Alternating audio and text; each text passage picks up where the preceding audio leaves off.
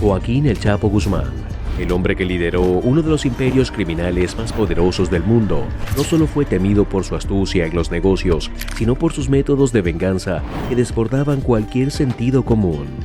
Hoy vamos a adentrarnos en las estrategias más sorprendentes que usó para hacerle frente a quienes lo desafiaban.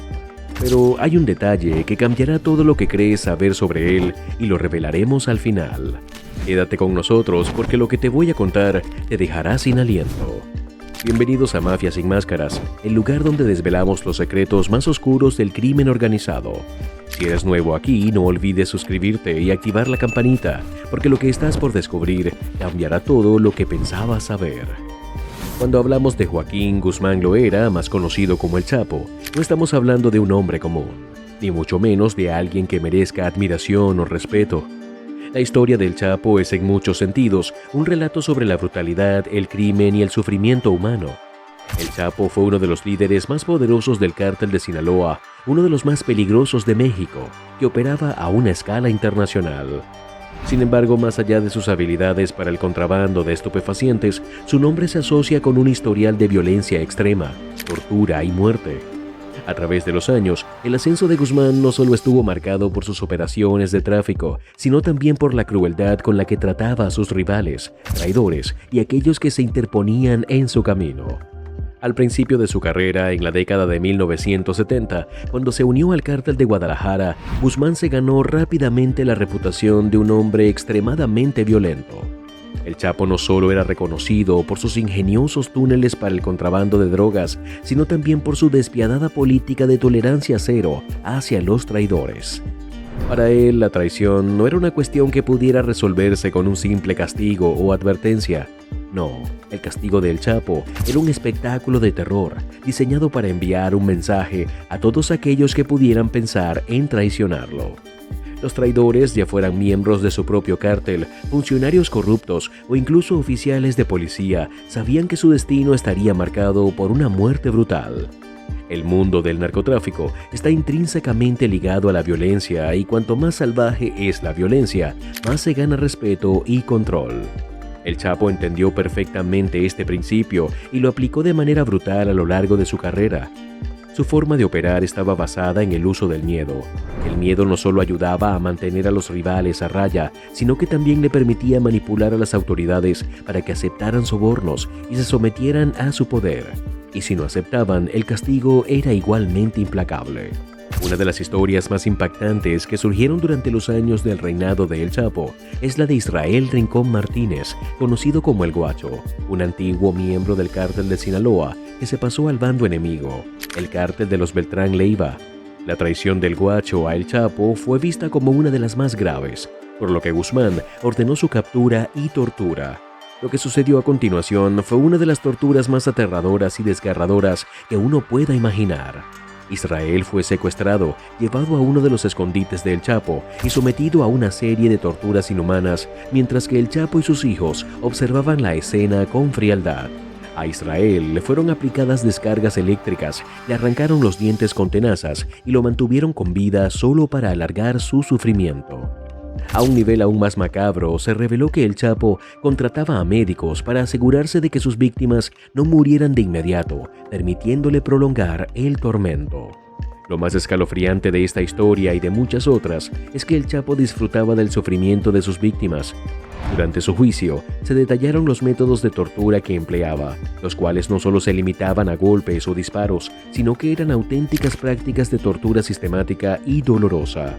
En uno de los testimonios más impactantes, Memín Isaías Valdés Ríos, un exmiembro del cártel de Sinaloa, relató cómo El Chapo, junto con su gente, sometió a un hombre a tal nivel de sufrimiento que cuando finalmente estaba al borde de la muerte, le disparó solo para asegurarse de que su agonía fuera lo más prolongada posible.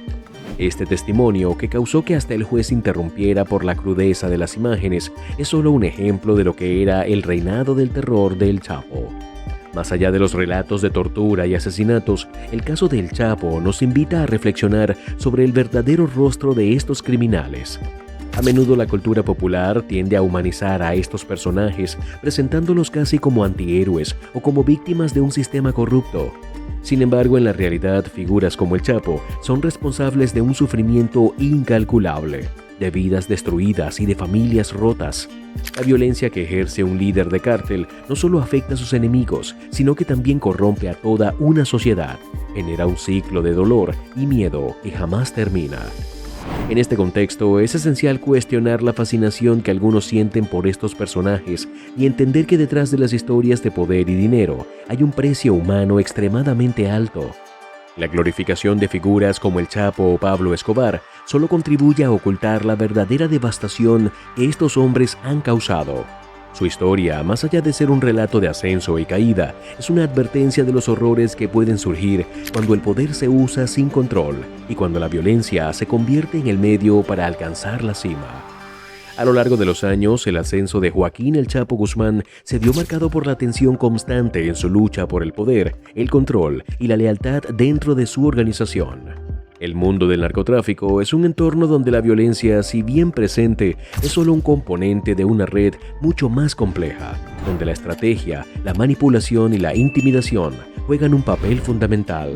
El Chapo comprendió esto desde sus primeros días dentro del cártel de Guadalajara y con el tiempo supo cómo aplicar este conocimiento en su ascenso al poder.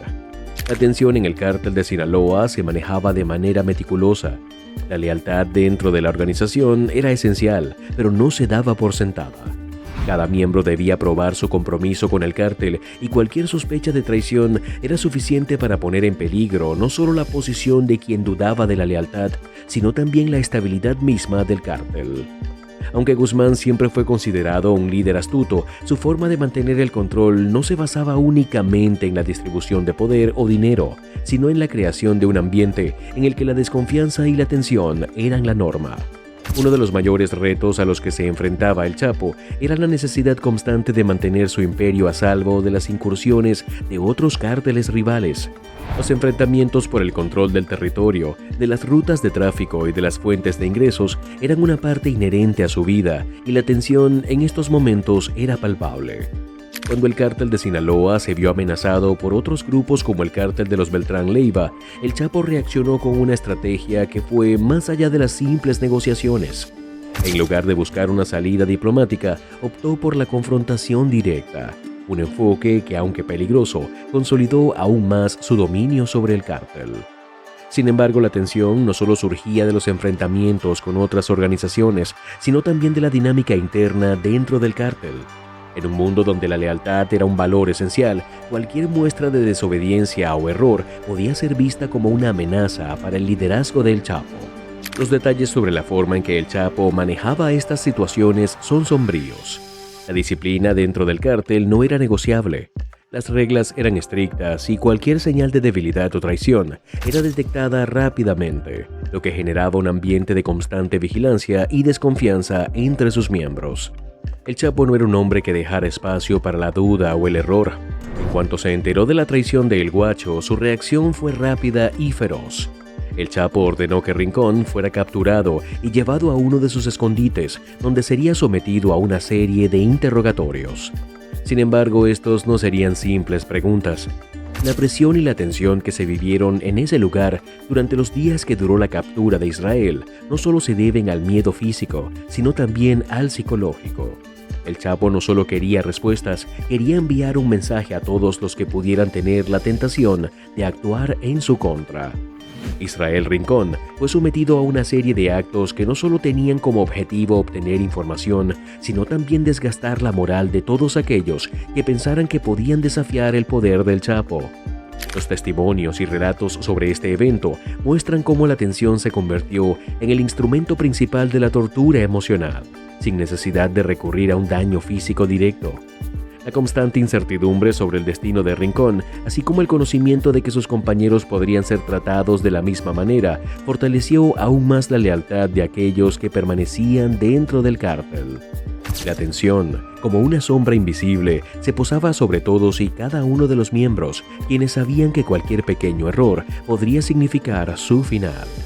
A lo largo de los años, la estrategia del Chapo de mantener un control absoluto sobre su cártel a través de la creación de un entorno en el que la desconfianza y la tensión eran palpables fue clave para consolidar su poder.